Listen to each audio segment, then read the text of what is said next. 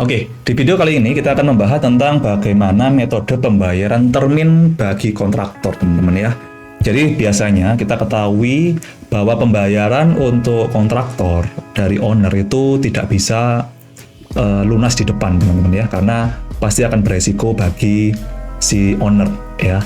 Ataupun ketika pembayarannya semua di belakang juga itu akan beresiko. Misalkan kita bangun rumah nilainya 1 miliar, tiba-tiba ownernya bilang bangun dulu sampai selesai baru saya bayar. Nah itu pasti resikonya akan ada di kontraktor, teman-teman ya.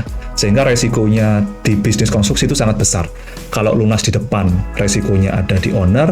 Kalau lunas di belakang, resikonya di kontraktor. Maka untuk membuat resiko itu bisa saling diseringkan antara owner dan kontraktor, ada istilah pembayaran berdasarkan termin ya.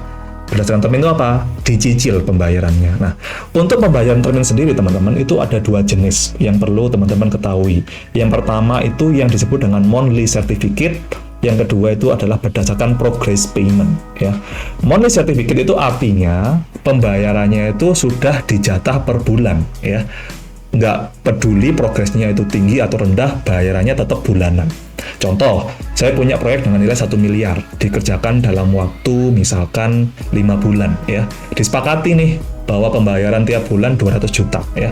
Maka 200 juta, 200 juta, 200 juta sampai 5 bulan selesai, itu namanya monthly certificate.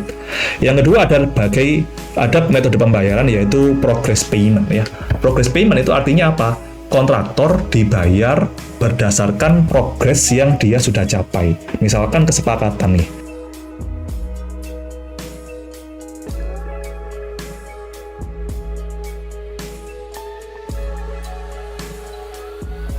owner mau sepakat bahwa pembayarannya itu menggunakan 3 kali pembayaran. DP di depan waktu progres 0, progres 50%, dan progres 100%. Artinya, kalau kontraktor itu sudah tanda tangan kontrak dan dia sudah dapat payment misalkan DP 20% gitu ya, maka untuk bisa mendapatkan pembayaran berikutnya, kontraktor wajib untuk mendapatkan progres 50%. Kalau sampai 50% dia belum bisa mendapatkan, maka dia tidak berhak untuk mendapatkan pembayaran berikutnya. Nah, ini berbeda dengan monthly certificate yang sudah dipastikan tiap bulan dapat uang masuk ya. Kalau progress payment ini berarti selama kontraktor tidak mencapai 50% progres, dia tidak akan menerima pembayaran. Jadi nggak peduli nih, misalkan dia molor nih ya, dari jadwalnya ya, dia akan menerima pembayarannya molor.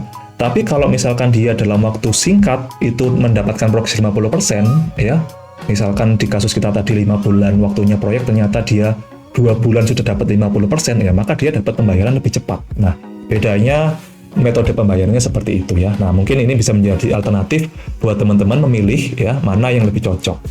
Kelemahan dari monthly certificate itu biasanya adalah dia dibayar berdasarkan bulanan, jadi progres positif ataupun negatif tetap dibayar. Ini resikonya pasti akan ada di owner ya. Kalau misalkan pembayaran progresnya kecil, pembayarannya tetap ya, bisa jadi kontraktor bisa lari nih ya.